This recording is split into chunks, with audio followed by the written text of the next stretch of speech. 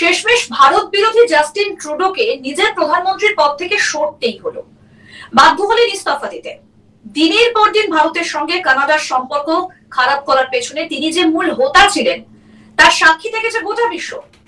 ভারত কিন্তু কখনোই তার কোনো ক্ষতি করেনি, তবে তিনি করেছেন, আর তার খেসারত তাকেই দিতে হলো। শোনা যাচ্ছিল যা নিয়ে জল্পনাও কিন্তু ছড়িয়েছে গোটা বিশ্বে।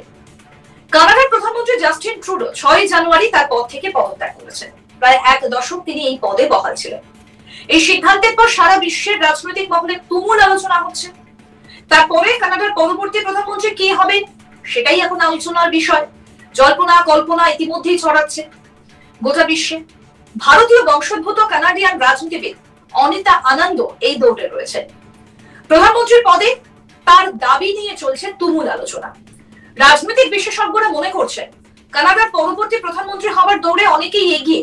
ভারতীয় বংশোদ্ভূত অনিতা তাদের মধ্যে সব থেকে এগিয়ে। তিনি ছাড়াও পিয়েরে পৈলিভের, ক্রিস্টিয়া ফ্রিল্যান্ড এবং মার্ক কার্নির মতো বড় নেতারাও এই দৌড়ে রয়েছেন। তবে কে এই অনিতা আনন্দ, আসুন সেই বিষয়ে আপনাদের জানাই। অনিতা আনন্দ হলেন জাস্টিন ট্রুডোর দল লিবারেল পার্টির সঙ্গে যুক্ত। বর্তমানে তিনি সরকারের পরিবহন এবং স্বরাষ্ট্রমন্ত্রীর পদে রয়েছেন। অনিতার বয়স 57 বছর।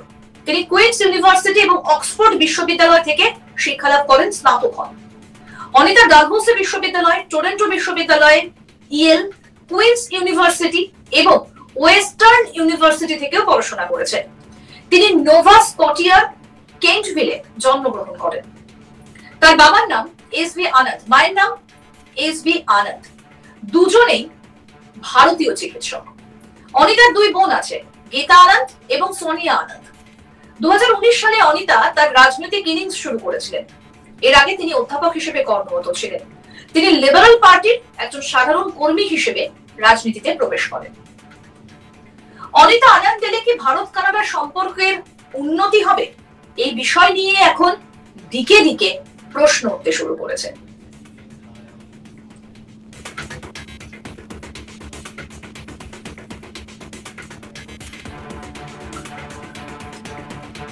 অনিতা আনন্দ তার চমৎকার নেতৃত্ব, উন্নয়নমূলক কাজ এবং জনসেবার জন্য সুপরিচিত। অনিতা আনন্দ কানাডার প্রধানমন্ত্রী হলে ভারত কানাডার সম্পর্কের উন্নতি হবে বলে মনে করা হচ্ছে। উল্লেখ্য, জাস্টিন ট্রুডোর আমলে ভারত এবং কানাডার সম্পর্ক তিক্ত হয়ে পড়ে। নির্জন মামলার পর জাস্টিন ট্রুডো সরকারের পক্ষে থেকে উগ্র মার্কিন বিরোধী বক্তব্য এসেছিল। ভারত সরকার খালিস্তানি জঙ্গি এবং সমর্থকদের আশ্রয় দেওয়ার জন্য জাস্টিন ট্রুডো প্রশাসনকে অভিযুক্ত করেছিল।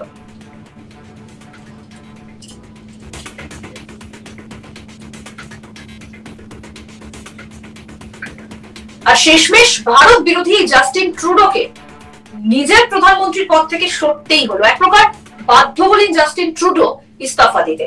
দিনের পর দিন ভারতের সঙ্গে কানাডার সম্পর্ক খারাপ করার পেছনে তিনি যে মূল হোতা ছিলেন তার সাক্ষী থেকেছে গোটা বিশ্ব। ভারত কিন্তু কখনোই তার কোনো ক্ষতি করেনি, তবে তিনি করেছেন, আর তার খেসারত তাকেই দিতে হলো। জানিয়ে জল্পনাও ছড়িয়েছে।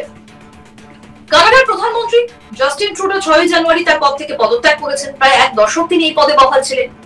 এই সিদ্ধান্তের পর সারা বিশ্বের রাজনৈতিক মহলে তুমুল আলোচনা হচ্ছে।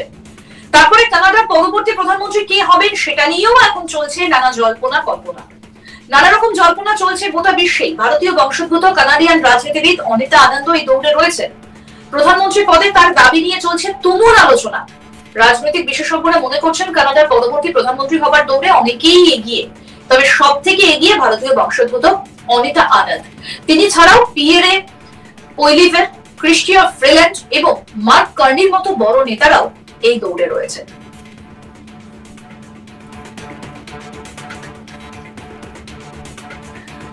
অনিতা আনন্দ জাস্টিন ট্রুডোর দল লিবারেল পার্টির সঙ্গেও যুক্ত। বর্তমানে তিনি সরকারের পরিবহন এবং স্বরাষ্ট্রমন্ত্রী পদে কর্মরত। অনিতার বয়স 57 বছর। তিনি কুইন্স ইউনিভার্সিটি এবং অক্সফোর্ড বিশ্ববিদ্যালয় থেকে শিক্ষালাভ করেন এবং স্নাতক হন। অনিতা ডালহৌসি বিশ্ববিদ্যালয়, টরন্টো বিশ্ববিদ্যালয়, ইয়েল, কুইন্স ইউনিভার্সিটি এবং ওয়েস্টার্ন ইউনিভার্সিটি থেকেও পড়াশোনা করেছেন। তিনি নোভা স্কটিয়ার কেন্টভিলে জন্মগ্রহণ করেন। তার 2 বোন আছে, গীতা আনন্দ এবং সোনিয়া আনন্দ। আরো পেতে দেখতে থাকুন আজ তাক বাংলা। সাবস্ক্রাইব করুন, নোটিফিকেশন পেতে বেল বাটন অপশন প্রেস করুন, হোয়াটসঅ্যাপে ফলো করুন আজ তাক বাংলা।